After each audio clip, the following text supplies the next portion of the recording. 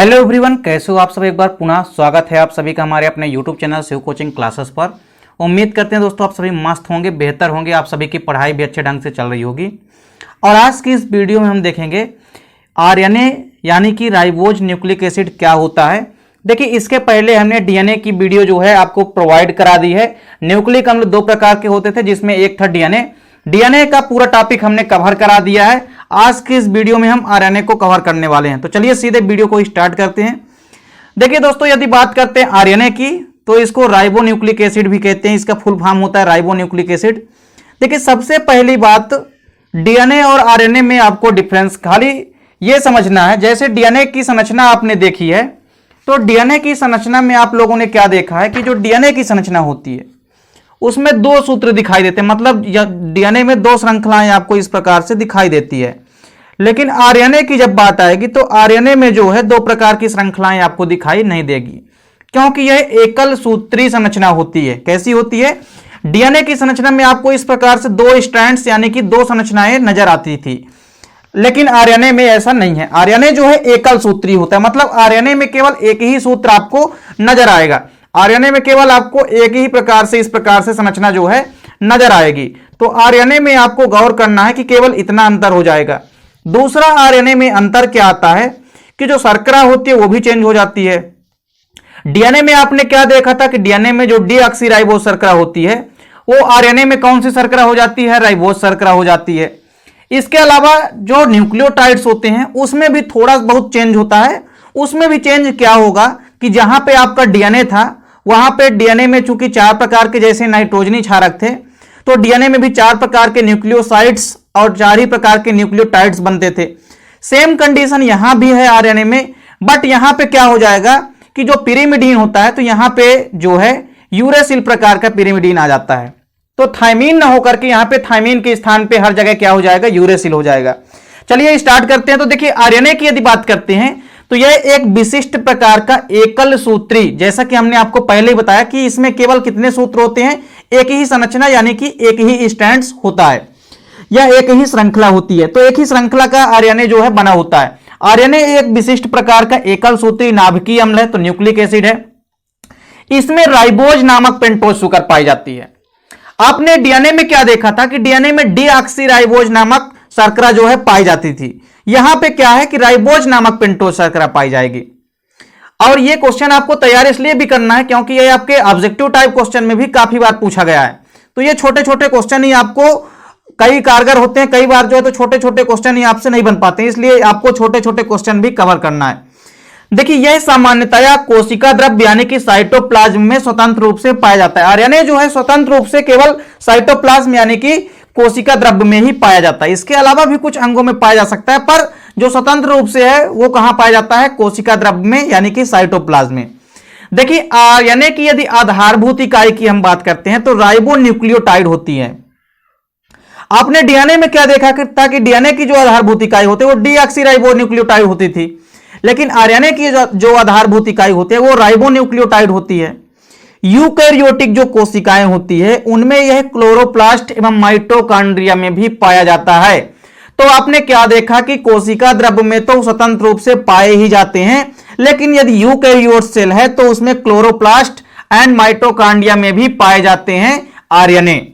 इतना चीजें आपको क्लियर हो गई होगी। देखिए, ज्यादातर जो पादप विषाणु होते हैं एक्चुअल में जो प्लांट वायरस होते हैं, प्लांट वायरस में जो अधिकतर आनुवांशिक पदार्थ होता है वो आरएनए ही होता है।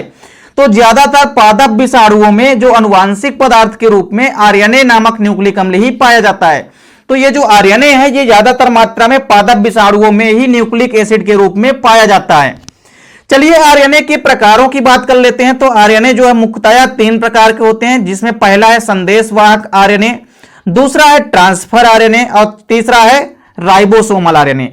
चलिए क्रमशः एक एक करके यहां पे समझते हैं। सबसे पहले है संदेशवाहक आरएनए, जिसको कि हम एमआरएनए भी कहते हैं, यानी कि मैसेंजर आरएनए।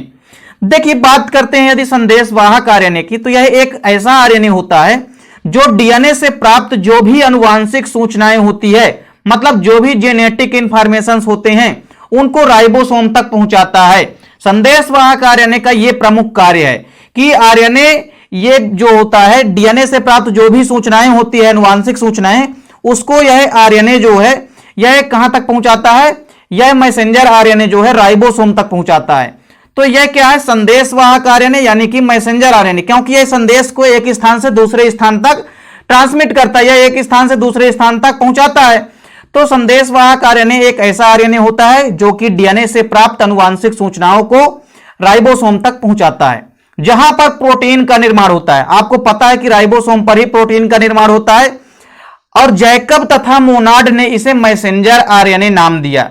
देखिए, सबसे पहले इसे मैसेंजर आरएनए किसने कहा, तो जैकब एवं मोनाड ने ही इसे क्या कहा, इसे इन्होंने मैसेंजर आरएनए कहा, क्योंकि ये संदेशवाहक आरएनए होते हैं, सूचना को एक स्थान से दूसरे स्थान तक ले जाने का काम करते हैं, और मुख्यतः डीएनए से कहां तक ले जाते हैं, राइबोसोम तक ले जाते हैं। क्योंकि राइबोसोम को हम क्या कहते हैं, प्रोटीन की फैक्ट्री कहते हैं, क्योंकि राइबोसोम में तो प्रोटीन संश्लेषण होगा जाके। यह कोशिका द्रव्य में पाए जाने वाले कुल आरएनए का 3 से 5% भाग होता है। ओवरऑल यदि 100% में हम देखें तो टोटल 3 से लेकर के 5% भाग कौन सा होता है, संदेशवाहक आरएनए यानी कि मैसेंजर आरएनए होता है। चलिए, एमआरएनए की यदि हम कार्य की बात करते हैं, क्या क्या फंक्शन होते हैं। पहला कार्य क्या होता है एमआरएनए का, कि एमआरएनए के अनुलेखन से प्रोटीन एवं एंजाइम का निर्माण होता है। यदि एमआरएनए का अनुलेखन नहीं होगा, जिस कारण से प्रोटीन निर्माण व एंजाइम का निर्माण नहीं होगा, क्योंकि प्रोटीन ही तो एंजाइम होते हैं, अर्थात एंजाइम ही प्रोटीन है। तो एमआरएनए में यदि अनुलेखन की क्रिया नहीं होगी, मतलब ट्रांसक्रिप्शन की यदि प्रक्रिया नहीं होगी, तो प्रोटीन यानी कि एंजाइम का निर्माण भी नहीं होगा। चलिए, इसके बाद बात करते हैं एमआरएनए के दूसरे कार्य की। तो कुछ जीवों में रिवर्स ट्रांसक्रिप्शन जो है, डीएनए रिवर्स ट्रांसक्रिप्शन द्वारा डीएनए बनता है। देखिए, एक चीज और है, एमआरएनए का यह भी कार्य है कि कई बार क्या होता है कि रिवर्स ट्रांसक्रिप्शन होती है। डीएनए से आरएनए बनना तो ट्रांसक्रिप्शन कहलाता है, लेकिन यदि आरएनए से पुनः डीएनए बनता है तो यह प्रक्रिया क्या कहलाती है, रिवर्स ट्रांसक्रिप्शन। तो यदि एमआरएनए से डीएनए बन रहा है तो इसको हम क्या कहेंगे, रिवर्स ट्रांसक्रिप्शन कहेंगे। तो यह ट्रांसक्रिप्शन भी होता है किसका प्रमुख कार्य है, एमआरएनए का। तो कुछ जीवों में रिवर्स ट्रांसक्रिप्शन द्वारा डीएनए भी बनता है।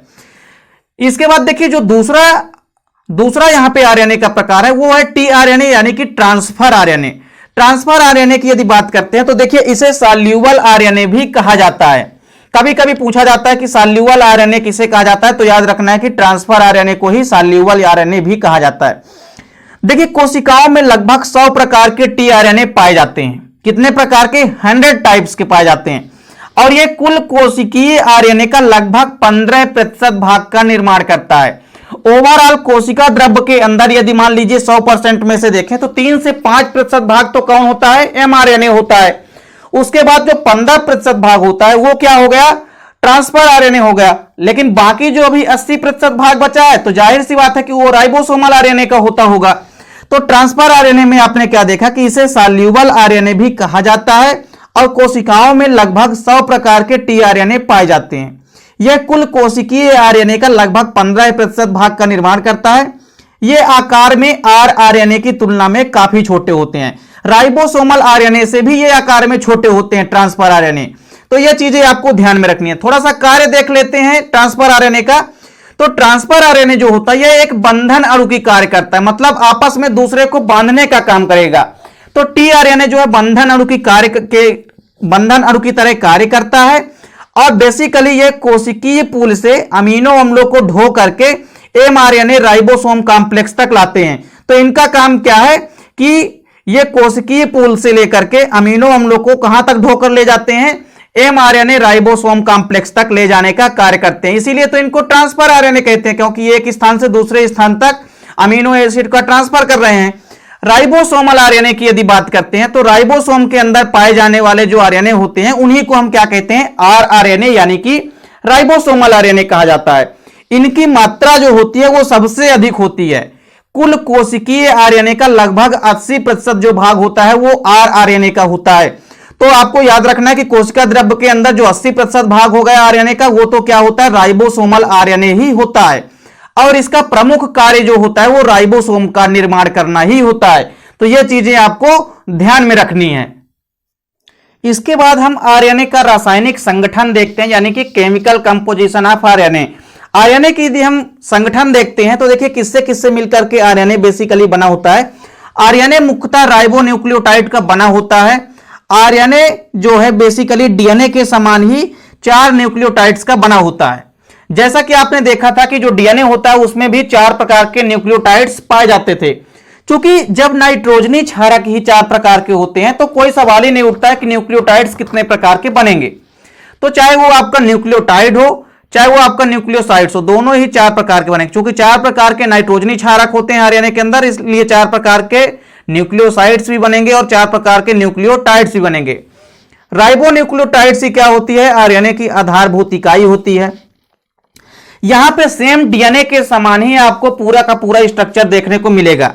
देखिए बेसिकली यदि हम बात करते हैं आरएनए का, तो देखिए आरएनए का जो प्रत्येक राइबोन्यूक्लियोटाइड होता है वो एक पेंटोज राइबोज शर्करा का बना होता है। जैसे कि आप डीएनए में भी देखे थे कि डीएनए में कौन सी शर्करा होती थी? डीएनए में भी पेंटोज राइबोज शर्करा यहां पे है, वहां पे डीएनए में क्या थी? वहां पे पेंटोज डीऑक्सीराइबोज शर्करा थी। नाइट्रोजनी क्षारक सेम इसमें भी है, सेम डीएनए में भी था। बस अंतर कितना हो जाएगा कि यहां पे एक नाइट्रोजनी क्षारक चेंज हो जाता है, यहां पे यूरेसिल आ जाता है किसके स्थान पर? थायमीन के स्थान पर, और फास्फोरिक अम्ल से मिलकर के बने होते हैं। तो यहां पे आप देख भी सकते हैं कि जैसे यहां पे राइबोन्यूक्लियोटाइड है, न्यूक्लियोटाइड की यदि हम बात करते हैं तो देखिए जैसे आरएनए का राइबोन्यूक्लिक अम्ल है तो राइबो एडिनिलिक अम्ल, जैसे मान लीजिए यहां पे एक न्यूक्लियोटाइड है किसका? एडिनिलिक अम्ल है। एक एग्जांपल हमने यहां पे दिया है, इसी प्रकार आप क्रमशः बना लेंगे।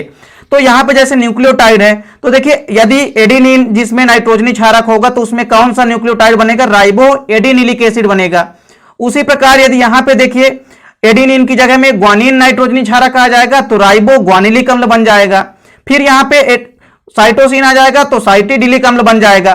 तो इस प्रकार से क्रमशः जो है 4 प्रकार के आरएनए के न्यूक्लियोटाइड भी बन जाते हैं।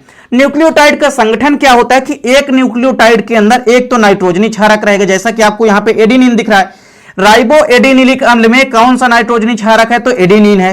एडिनिन नाइट्रोजनी क्षारक हो गया, प्लस शर्करा तो राइबोज शर्करा ही रहेगी, क्योंकि डीएनए में क्या शर्करा थी? डीऑक्सीराइबोज शर्करा थी। यहां पे क्या हो जाएगा? राइबोज शर्करा हो जाएगा। और साथ ही साथ H3PO4 यानी कि फास्फोरिक अम्ल, यह भी साथ में रहता है किसमें? न्यूक्लियोटाइड के अंदर। और सेम यदि आपको न्यूक्लियोसाइड्स भी बनाना है ना तो न्यूक्लियोसाइड्स में क्या होगा? केवल 2 ही चीजें होती है, जैसा कि आपने डीएनए में भी देखा था। तो यहां से आप केवल फास्फोरिक अम्ल निकाल दीजिए, फास्फोरिक अम्ल को निकाल दीजिए, बाकी जो है वो आपका न्यूक्लियोसाइड्स ही कहलाता है। तो जैसे न्यूक्लियोसाइड कोई भी है उसमें एक तो नाइट्रोजनी क्षारक होता है और दूसरा क्या होता है? दूसरा राइबोज शर्करा होगी। तो ये दोनों चीजें मिलाकर के क्या बनाएंगे? ये आरएनए के न्यूक्लियोसाइड्स बनाएंगे। या आप ये कह सकते हैं कि ये बेसिकली न्यूक्लियोटाइड्स ना बना करके न्यूक्लियोसाइड्स बनाएंगे, क्योंकि न्यूक्लियोटाइड्स में 3 चीजें होती है, इसमें H3PO4 भी जुड़ जाता है, फास्फोरिक अम्ल। लेकिन न्यूक्लियोसाइड्स में क्या होता है? केवल नाइट्रोजनी क्षारक एक होती है और एक आपका राइबोज शुगर होगा। तो ये चीजें आपको क्लियर हो गई होगी। अब यदि बात करते हैं हम नाइट्रोजनी क्षारकों की, तो देखिए आरएनए के अंदर बेसिकली 2 प्रकार के क्षारक पाए जाते हैं नाइट्रोजनी क्षारक, जिसमें एक तो होता है प्यूरिन और दूसरा होता है पिरिमिडिन। प्यूरिन के अंतर्गत देखिए एडिनिन व ग्वानिन आते हैं। वहीं यदि हम बात करते हैं पिरिमिडिन की तो इसके अंतर्गत साइटोसिन और यूरेसिल आते हैं। यहां पे थायमीन के स्थान पर क्या आ जाता है? यूरेसिल आ जाता है।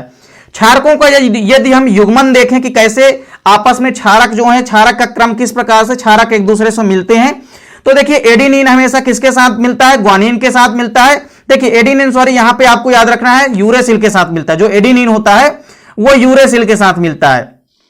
लेकिन डीएनए में जो एडिनिन है वो किसके साथ मिलता था? थायमीन के साथ मिलता था। यहां पे एडिनिन किसके साथ मिलता है? यूरेसिल, क्योंकि थायमीन की जगह में यूरेसिल आ जाता है आरएनए के अंदर। और जो साइटोसिन होता है वो किसके साथ जुड़ता है? ग्वानिन के साथ। यह याद रखना है आपको कि एडिनिन व यूरेसिल के मध्य जो है डबल बॉन्ड होता है, और वहीं जो साइटोसिन और ग्वानिन के मध्य जो है ट्रिपल यानी कि ट्रिपल हाइड्रोजन बॉन्ड के माध्यम से जुड़े होते हैं। तो इस प्रकार से दोस्तों उम्मीद करता हूं कि जो आपका आरएनए है ये आपको समझ में आ गया होगा। आरएनए के प्रकार और नाइट्रोजनी क्षारक भी आपको समझ में आ गए होंगे। उम्मीद करता हूं दोस्तों वीडियो अच्छी लगी होगी। दोस्तों वीडियो अच्छी लगे तो लाइक और कमेंट जरूर कीजिएगा, साथ ही साथ दोस्तों के बीच ज्यादा से ज्यादा शेयर कीजिएगा। और दोस्तों यदि चैनल पर नए हैं तो चैनल को सब्सक्राइब अवश्य कर लें, साथ ही साथ बेल आइकन प्रेस कर लें ताकि वीडियो की नोटिफिकेशन आपको मिलती रहे। मिलते हैं दोस्तों नेक्स्ट वीडियो में, तब तक के लिए जय हिंद, वंदे मातरम।